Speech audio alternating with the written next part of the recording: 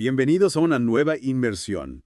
Hoy nos sumergimos en el mundo de los bioelementos y las biomoléculas. Los componentes básicos de la vida. Exacto, desde el carbono y el oxígeno hasta las propiedades del agua. Un viaje al universo microscópico, esencial para todos los seres vivos. Para empezar, hablemos de los bioelementos.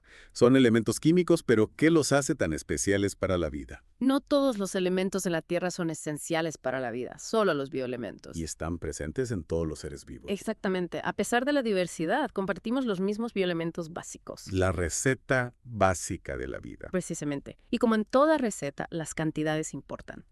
Los bioelementos se clasifican en 3 grupos: primarios, secundarios y oligoelementos. Los primarios serían los ingredientes principales. Sí, carbono, hidrógeno, oxígeno, nitrógeno, fósforo y azufre. Casi el 96% de la materia viva. Impresionante.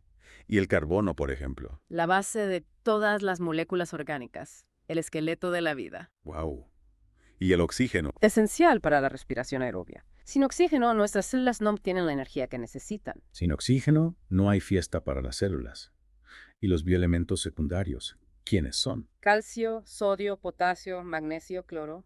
¿Menos importantes? No, para nada. Menos abundantes, pero igual de importantes. Alrededor del 3.5%.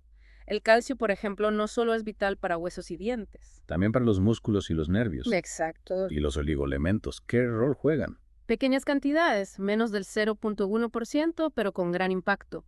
El hierro, por ejemplo, es fundamental para transportar el oxígeno en la sangre. Las especies que le dan sabor a la vida. Me gusta esa analogía. Cada bioelemento, sin importar su abundancia, tiene una función específica e indispensable. Un engranaje perfecto. Exactamente. Y ahora, ¿qué te parece si hablamos de las biomoléculas? Me intriga. ¿Cómo se ensamblan estas piezas para crear la vida? Las biomoléculas son las estructuras que se forman cuando los bioelementos se unen. Y podemos dividirlas en categorías. Claro, inorgánicas, como el agua y las sales minerales, y orgánicas, que son más complejas. Glúcidos, lípidos, proteínas y ácidos nucleicos. El siguiente nivel de organización. Exactamente. Muchas son macromoléculas, moléculas gigantes formadas por la unión de unidades más pequeñas llamadas monómeros. Un ejemplo. Las proteínas, esenciales para casi todas las funciones del cuerpo, son polímeros, cadenas largas formadas por aminoácidos. Como un collar, las cuentas serían los aminoácidos y el collar la proteína. Y hablando de moléculas importantes, el agua. Fundamental. Constituye entre el 70% y el 80% del peso de una célula. Somos prácticamente agua. ¿Qué la hace tan especial? Su estructura molecular. El agua es una molécula polar, con un lado positivo y otro negativo. ¿Y eso qué significa? Que las moléculas de agua se atraen entre sí mediante puentes de hidrógeno. Esto le da características increíbles. Cuéntanos más. Por ejemplo, la cohesión. Los puentes de hidrógeno mantienen las moléculas de agua unidas. ¿Has visto insectos que caminan sobre el agua? Sí, es por la cohesión. Exacto. Otra propiedad es su alto calor específico. El agua absorbe mucha energía para aumentar su temperatura. Por eso el mar mantiene una temperatura estable. Sí, y también nos ayuda a regular nuestra temperatura corporal. Claro, somos principalmente agua. Y su capacidad para disolver sustancias. Gracias a su polaridad, el agua puede disolver gran variedad de sustancias. Por eso es el disolvente universal. Un imán para las moléculas. Buena analogía. Piensa en la sangre, que transporta nutrientes y oxígeno disueltos en agua. Todo está conectado, desde los bioelementos hasta las biomoléculas. Exacto. Y aún queda mucho por explorar. Seguimos con nuestra inmersión. Ahora, el mundo de las sales minerales. Las sales minerales no son tan famosas como las proteínas o el ADN, pero igual de importantes. Sin duda. Aunque no sean tan populares, son fundamentales para la vida. ¿Y qué las hace tan importantes? ¿Qué hacen exactamente? Bueno, su solubilidad en agua es clave. Al disolverse, se separan en iones, átomos con carga eléctrica, y estos iones son los que realmente hacen el trabajo. O sea, no es la sal en sí, sino los iones los que impactan en los seres vivos. Exacto. Y estas sales las podemos encontrar de diferentes formas en los organismos: precipitadas, disueltas o asociadas a moléculas orgánicas. 3 formas diferentes, interesante. Hablemos de cada una. Empezamos con las precipitadas. Perfecto. Las sales precipitadas tienen una función estructural, como los ladrillos de un edificio. El mejor ejemplo es el calcio en nuestros huesos. Claro.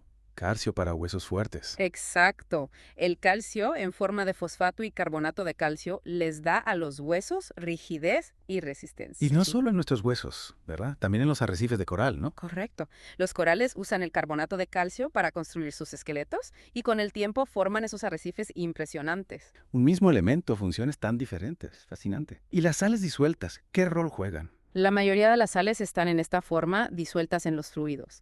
Aquí, los iones son los protagonistas. ¿Y qué hace? Participan en muchos procesos vitales.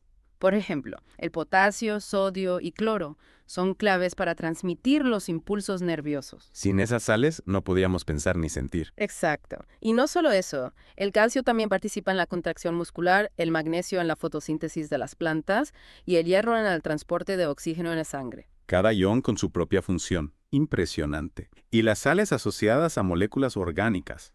¿Esas cómo funcionan? En este caso, se unen a moléculas orgánicas como proteínas, lípidos o ácidos nucleicos y contribuyen a su funcionamiento. ¿Algún ejemplo? El magnesio en la clorofila, por ejemplo, es el pigmento que da el color verde a las plantas y les permite capturar la energía del sol. La clorofila, el panel solar de las plantas. Exacto. Otro ejemplo es el hierro en la hemoglobina, la proteína que transporta oxígeno en nuestra sangre. Entonces, las sales minerales no solo forman estructuras sólidas, sino que también se integran a moléculas importantes. Correcto. Y además de todo esto, regulan el pH. El pH. Recuerdo el término de la química, pero no estoy seguro. El pH mide la acidez o alcalinidad de una solución. Es vital que el pH de nuestro cuerpo se mantenga en un rango específico. ¿Para qué? Para que las enzimas, que son proteínas que aceleran las reacciones químicas, funcionen correctamente. Entonces, las sales minerales ayudan a mantener el equilibrio ácido-base de nuestro cuerpo. ¿Es así? Sí, y también regulan la presión osmótica. Presión osmótica. Otro término que suena complicado. Imagina una célula rodeada por una membrana semipermeable. Permite el paso de algunas sustancias, como el agua, pero no de otras. Como un filtro. Exacto. La presión osmótica es la presión necesaria para evitar que el agua entre o salga de la célula a través de esa membrana. ¿Y cómo influyen las sales minerales en esto? Las sales disueltas en el agua, dentro y fuera de la célula, influyen en la presión osmótica. Si la concentración de sales es mayor fuera de la célula, el agua sale y la célula se deshidrata. Si la concentración es mayor dentro, el agua entra y la célula se hincha. Un juego de equilibrio. Las sales minerales mantienen el balance de agua en las células. Exacto. Y ese equilibrio es vital para que las células funcionen bien. Las sales minerales. Pequeñas, pero con un rol enorme. Ahora, me intriga saber más sobre la ósmosis, la difusión y la diálisis. Claro. Esos procesos son la clave para entender cómo se mueven las sustancias a través de las membranas celulares. Listos para la última parte de nuestra inmersión. Osmosis, difusión y diálisis. ¿Cómo funcionan estos procesos a nivel celular? Son como los mensajeros de las células. Transportan sustancias a través de la membrana.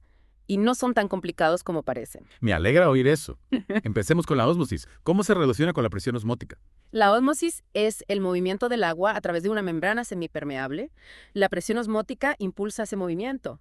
El agua busca el equilibrio, se mueve de donde hay menos concentración de solutos a donde hay más. Para igualar las concentraciones. ¿Y qué pasa con las células? ¿No se desequilibran? Para eso están los conceptos de solución hipotónica, hipertónica e isotónica.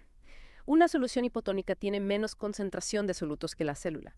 Si ponemos una célula en una solución así, el agua entra y la célula se hincha. Como no pasa que se rehidrata y vuelve a ser una uva. Buena analogía. Y en una solución hipertónica con más concentración de solutos pasa lo contrario, ¿no? Sí, el agua sale de la célula y ésta se encoge, como una uva que se convierte en pasa. Y en una solución isotónica a concentraciones iguales, la célula está en equilibrio. No se hincha ni se encoge. Exacto. Perfecto.